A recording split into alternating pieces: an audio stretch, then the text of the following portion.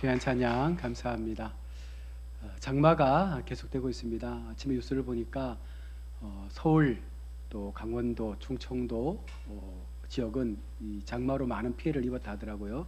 이 경상도 지역 일부만 빼놓고는 모든 지역이 이 장마로 인해서 많은 피해를 입었다고 하고요. 특히 오늘 포항하고 경산 같은 경우에는 낮 기온이 39도가 넘어서 극폭염주의보가 내렸다고 합니다. 아무쪼록 이 장마 기간 동안 여름 이 날씨에 건강 잃지 않도록 유념하시고, 가급적이면 날씨가 더운 시간대에는 외출을 자제하시고 건강 관리를 잘 해주시는 것도 또 성도의 도리라 생각합니다. 오늘 우리 함께 말씀을 통해서 성경이 말씀하는 온유한 자에 대한 부분들을 가지고 말씀을 나누려고 말합니다. 여러분, 세상이 말하는 강함과 하나님께서 말씀하시는 강함은 전혀 다른 어떤 시선을 가지고 우리 가운데 보여주죠. 이 무슨 말씀이냐면, 우리가 가지고 있는 세계관이 하나님이 주시는 성경적 세계관이냐, 아니면 세상으로부터 부여받은 세상적 세계관이냐에 따라서 우리가 생각하는 이 강함은요, 전혀 다른 각도로 우리의 마음 가운데 임하게 됩니다. 사람들은 어려서부터 이런 말을 많이 듣습니다. 강해야 살아남는다. 그래서 부모님들은 자녀들에게 강하라고, 가능하면 지지 말라고, 너의 어떤 그런 힘을 키우라고 이렇게 말을 하고 우리가 그렇게 듣고 자랐습니다. 직장에서도 그렇고 사업도 그렇고 모든 정치도 그렇습니다. 강한 자가 살아남는 것처럼 보입니다.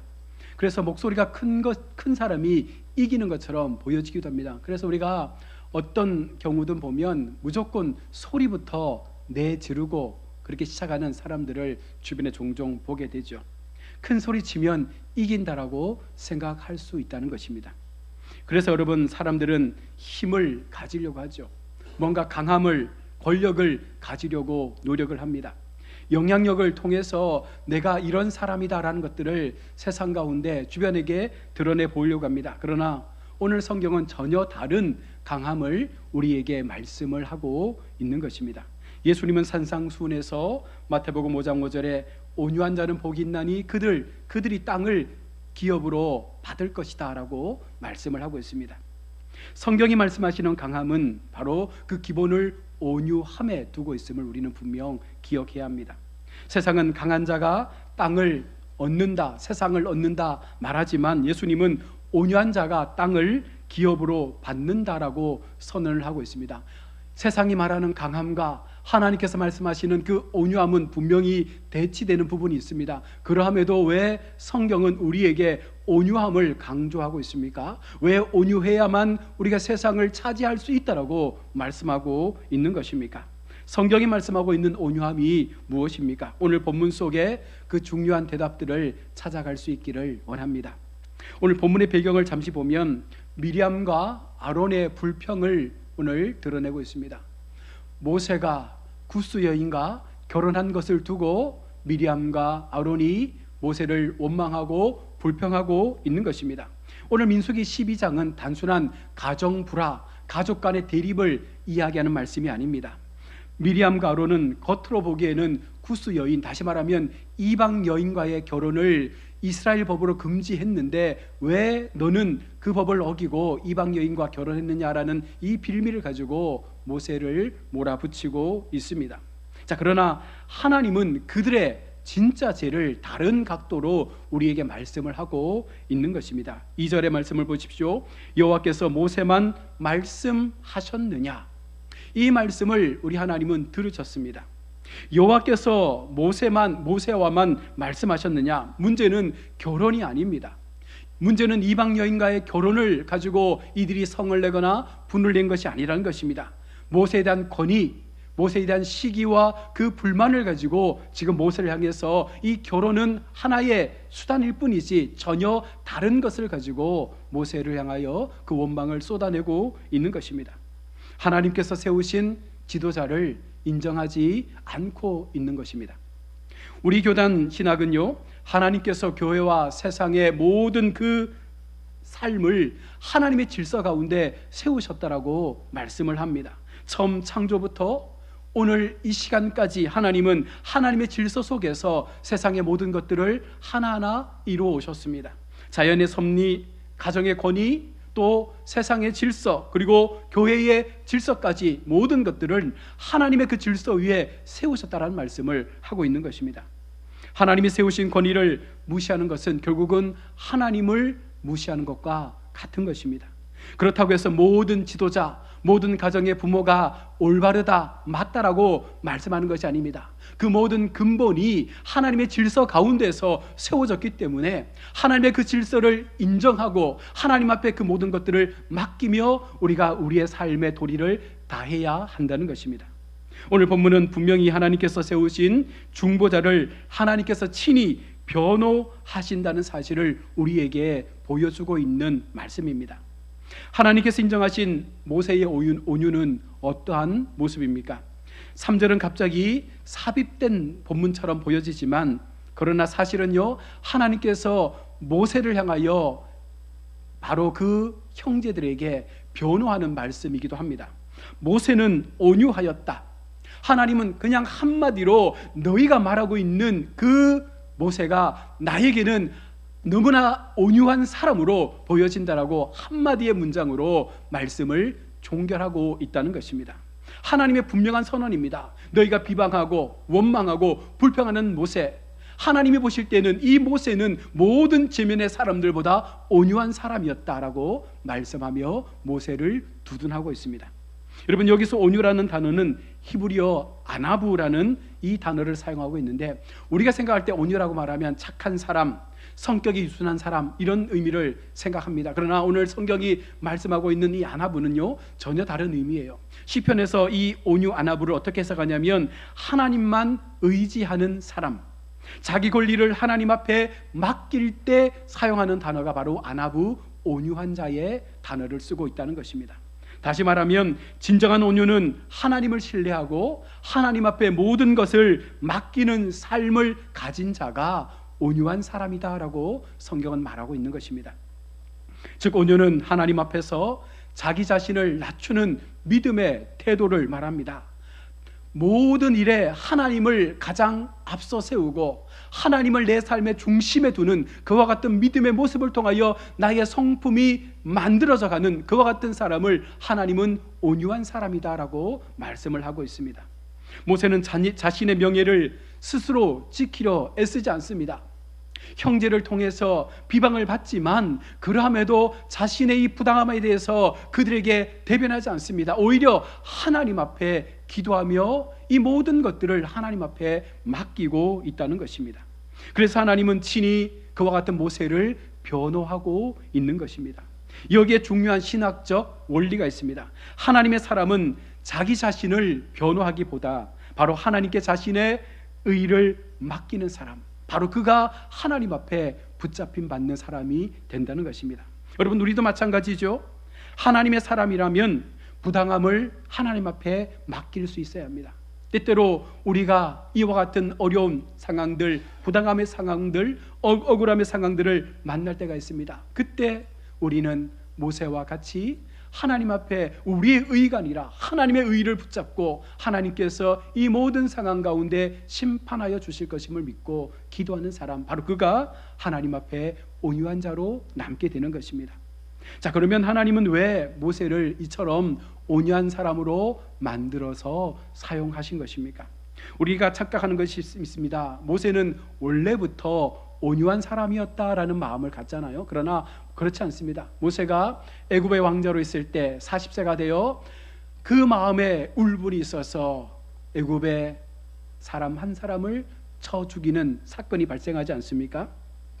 모세는 분노를 참지 못했던 사람이었습니다. 성격이 급했던 사람이었습니다. 그런 모세를 하나님께서 애굽의 왕자로 있을 때 사용하는 것이 아닙니다. 40년 바란 광야로 내몰았고 미디안 광야로 내몰아서 그 미디안 광야에서 40년 동안 하나님은 모세를 철저하게 연단시키고 자신을 낮추는, 그리고 하나님을 더 깊이 묵상할 수 있는 철저하게 온유함의 사람으로 만들어가는 과정을 40년 동안 준비하고 있었던 것입니다.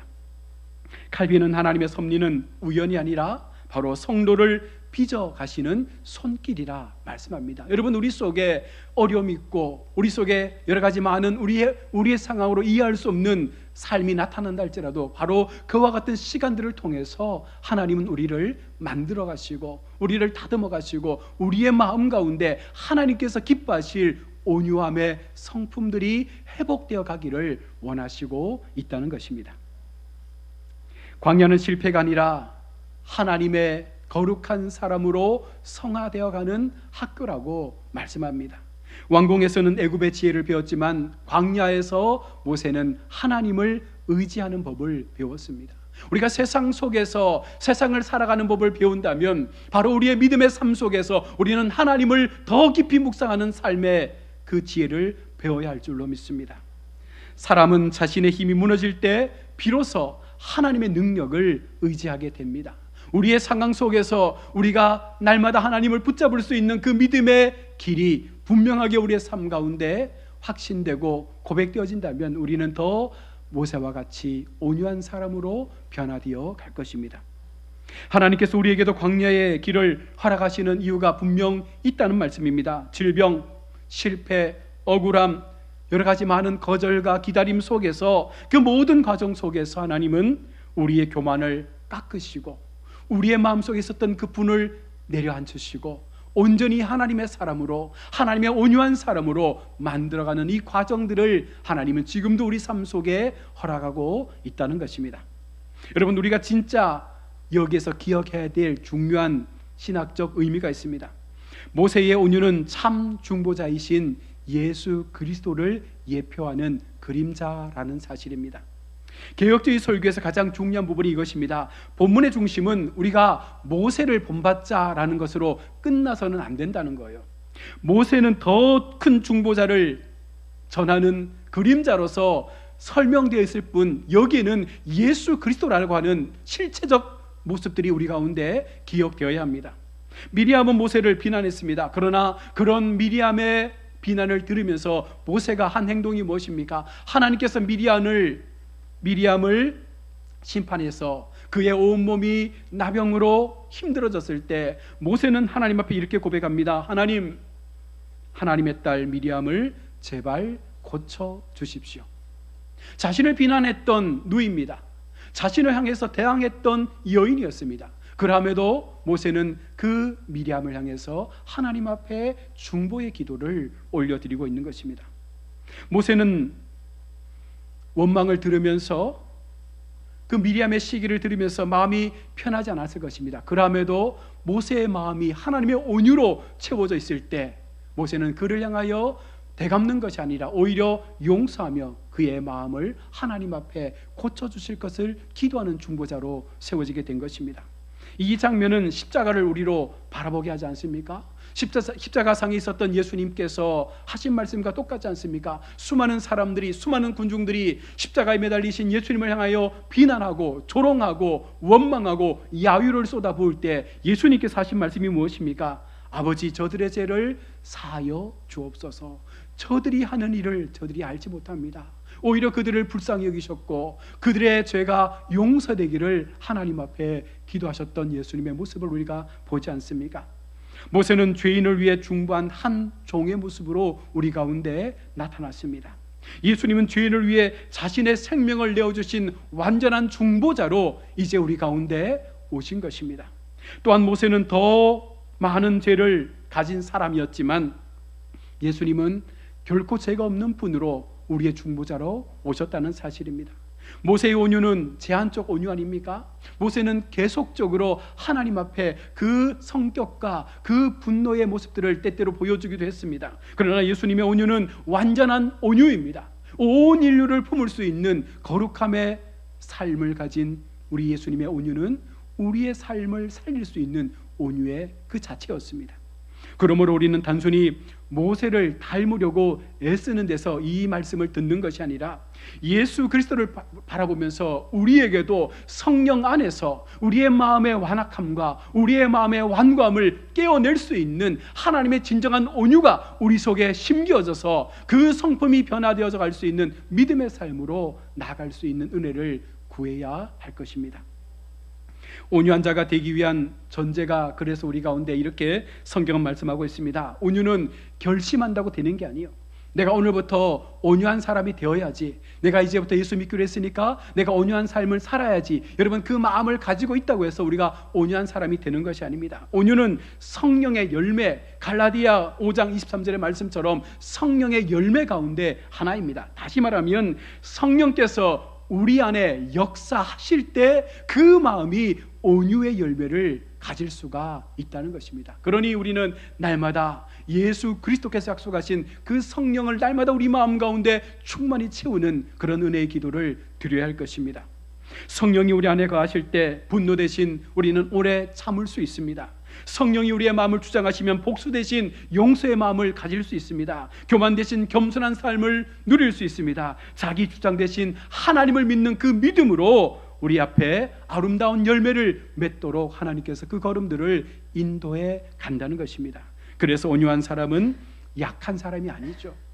우리가 세상적 가치로 온유한 사람, 착한 사람, 모든 것에 그냥 융화되어지는 그런 사람이 아니라 정말 온유한 사람은 정의를 위해서, 하나님의 진리를 위해서, 말씀의 기준을 지키기 위해서 몸부림치며 하나님의 의를 드러내기 위해서 자신을 낮추는 그와 같은 삶을 사는 이가 바로 하나님 앞에 온유한 사람인 것입니다. 우리의 시선은 모세가 아니라 이제 하나님께로 옮겨져야 합니다. 사랑하는 우리 성도 여러분, 오늘 본문은 우리 가운데 이렇게 묻고 있습니다. 당신은 당신의 억울함을 어떻게 해결하려고 하고 있습니까? 그 억울함과 직접 싸우려고 합니까? 아니면 끝까지 싸워서 이기려고 합니까? 아니면 하나님 앞에 맡기려고 합니까? 모세는 하나님 앞에 맡겼습니다.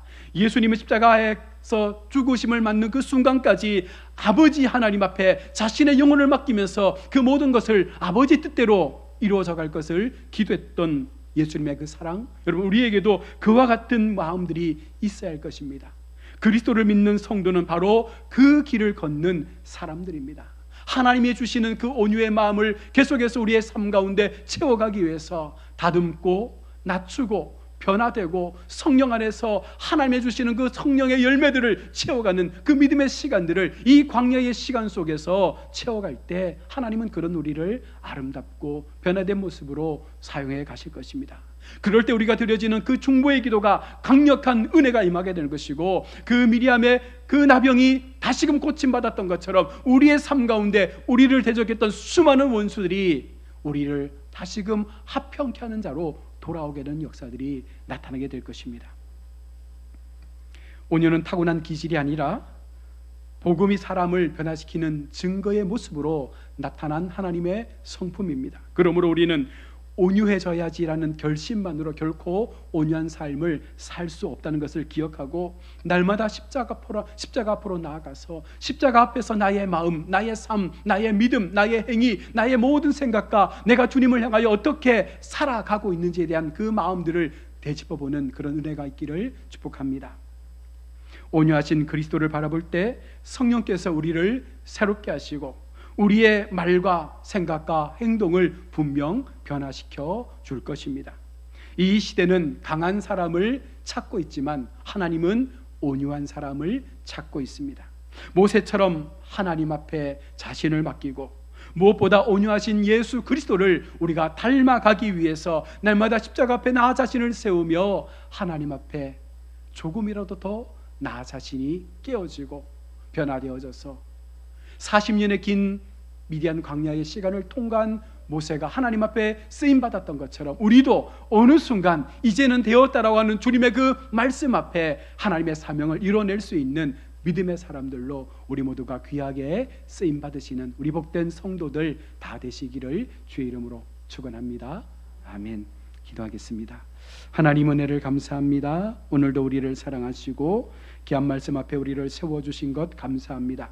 우리 모두가 세상 앞에 강한 자로 살기를 원하지만 오늘 성경은 우리가 주님 앞에 믿음의 온유한 자로 세워지기를 말씀하고 있습니다. 내 마음에 하나님을 향하여 내려놓지 못했던 마음들을 이제는 내려놓게 하시고 십자가 앞에서 주님을 바라보며 내 삶을 온전히 하나님 앞에 전심으로 맡겨드릴 수 있는 이 광야의 시간들을 주님 앞에 나의 삶을 내려놓고 하나님이 원하시는 그 방향대로 우리의 마음 가운데 부어주시는 그 성령의 은혜를 통하여 아름다운 온유의 열매를 맺어갈 수 있는 우리 복된 성도들 되게 하여 주옵소서. 그러므로 말미암아 우리가 하나님 앞에 더 거룩하고 더 온전하고 더 복된 믿음의 모습들을 통하여 하나님께서 언제라도 우리를 기쁨의 도구로, 은혜의 도구로, 사역의 도구로 사용하시기에 부족함이 없도록 우리를 온전히 내어드리는 우리 모든 성도들의 삶이 되게 하여 주옵소서.